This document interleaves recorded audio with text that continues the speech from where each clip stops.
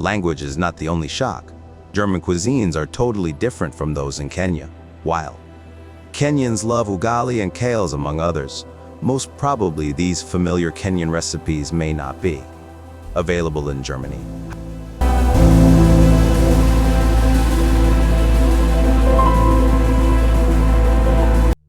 If you are planning to relocate from Kenya to Germany, there are several things that you need to know. First and foremost, Germany and Kenya are two countries with significant cultural differences. And as a result, experiencing culture shocks when moving to Germany from Kenya is common. As a Kenyan, visiting Germany can turn out to be shocking or rather very surprising, especially if Germany is the first country you visit in Europe since you were born. Here is why, what to expect, and helpful tips on what to do to help yourself if you happen to travel to Germany. If you are visiting Germany for the first time, it is important to know that Germans are very punctual. They keep time, and keeping time is highly valued. This may turn out to be very shocking because time in Kenya is very flexible, and people may often adopt flexible time schedules when attending meetings or events. If you come in late, let's say for example, for a class or a meeting in Germany, you will probably find it already having started or even halfway through. You may as well find it done. If it was scheduled for a shorter period, just note that you must really come some minutes earlier to avoid missing important details or even interrupting sessions, making other attendees unhappy and uncomfortable. Talking about punctuality, the German transport system is very punctual. Buses and trains or any other public transport are very efficient. Unless there is a major interruption, they keep time. If a bus is scheduled, let's say for example, 9:15 a.m. it leaves exactly at 9:15 a.m. If it will be late, the driver or transport management will let you know by how many minutes it will be late so that you are not anxiously waiting for it. On rare occasions, it leaves a minute later, so you really must make sure you are punctual. They don't wait for anyone, as you would find Matatus in Nairobi waiting for people. Once the doors close, they can't open. You have to stand at the station and wait patiently for the next one. In fact, there is no conductor to tell you to hurry up or even drag your bags. If you plan to travel with a train, you have to make sure you have bought your ticket before boarding the train. If you are caught in a train without a ticket, you are likely to be fined most of the times. However, under rare special circumstances, you can be allowed to buy your ticket inside the train. Tickets are bought from ticket machines or even online. Avoid being caught boarding a train without a ticket, because Germany is really known for strict adherence of the law, unlike Kenya where rules and regulations may be flexible. In Kenya, tickets are bought either earlier or later during trip. It doesn't really matter as long as the driver or conductor receives his money. In Germany, for buses, you may need to buy the ticket as you enter the bus, or if you had already bought in the ticket machine, you are required to show the driver before taking your seat. Up to this point, there is not one person to show you or tell you what to do. You need to learn the rules and follow them by heart. There will not be anyone reminding you before entry to buy tickets. You are supposed to know that. When traveling, you will really look awkward when you go asking for directions from people. You will need to use your Google Maps to look for the exact location where you are, or where you either walking to or traveling to. In Kenya, you may ask people that you find along the road for directions. And it works because people really memorize a lot, or some people frequent these places. In Kenya, when traveling, sometimes you may keep reminding the driver or conductor where you want to be dropped. It is also important to use Google Maps for directions, and if need be, make sure the directions are being translated into English language if you don't know German language.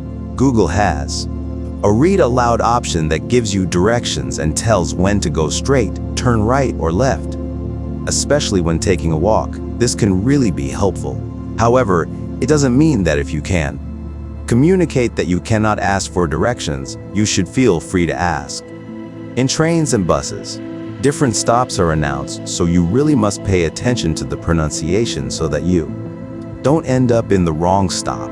Talking about German language, it is important to know that most Germans you will meet in 90 Shopping malls, streets, or even train or bus station may not speak English. However, some Germans in big cities may speak English language, but one may still find it so difficult to communicate if you don't speak German language because they don't obviously communicate to each other in English.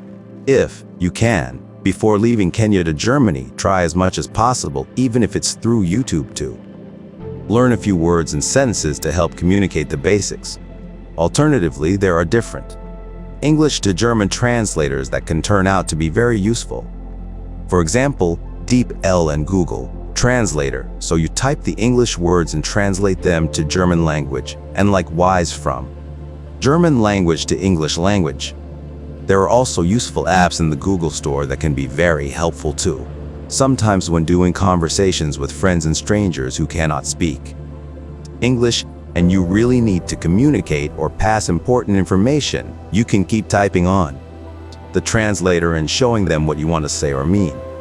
By now, you can see that it is very hectic to use apps or not to speak German language, so you will need to learn German language for basic communication and to be able to attend events if you plan to stay or work in Germany in the long term. If you also plan to work, assuming you are relocating as student, doing German up to B2 will be very ideal.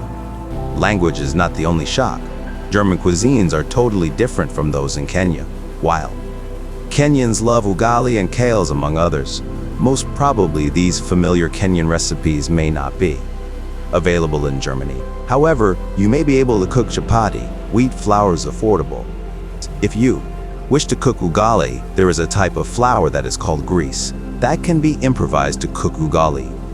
Some Kenyans already living in Germany go to Asian or African food shops where you can find a variety of familiar foods like tilapia fish, maize flour, yams, and catfish, among others.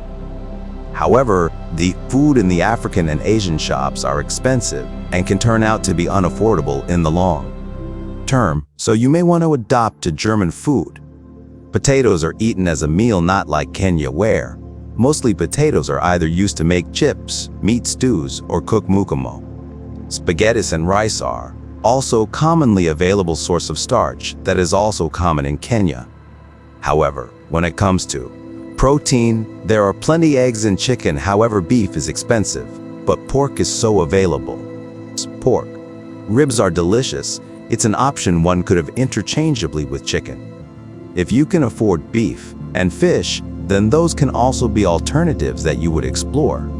The other shock is the weather, which is rarely moderate. Most times it's either too cold during winter or too hot during summer. Again, it depends on where you are.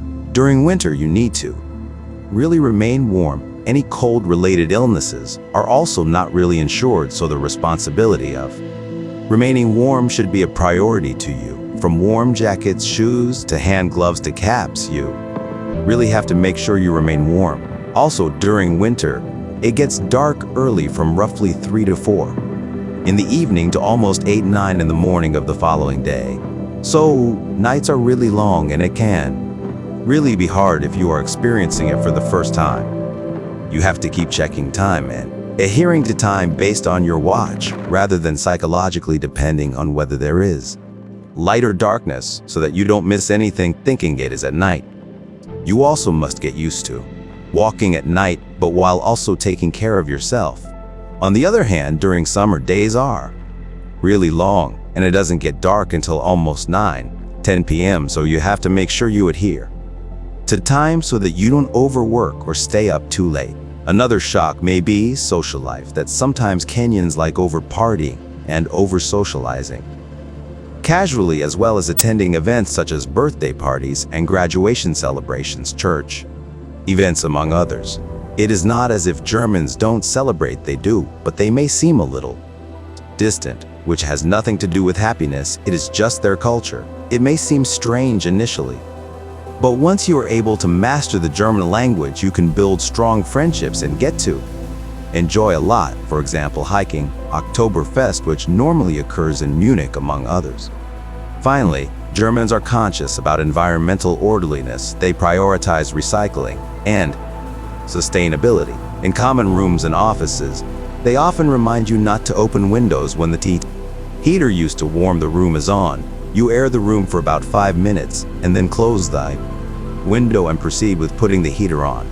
It helps save energy. Also, separate waste general. Waste is kept separately from the waste that is recyclable. You really must pay attention to learn, understand, and keep in mind which waste container is for which waste so that you don't end up mixing. If there is chairs, shoes or clothes, spoons or cooking pots among others that you no longer need or use, you keep it outside your house for someone else to pick it. You can also collect things that are in good shape to use in your house. This would be shocking because really it doesn't happen in Kenya. In fact, some people sell their used clothes as secondhand to others. Others find it hard to part with the items that they don't use in their house for someone else to take.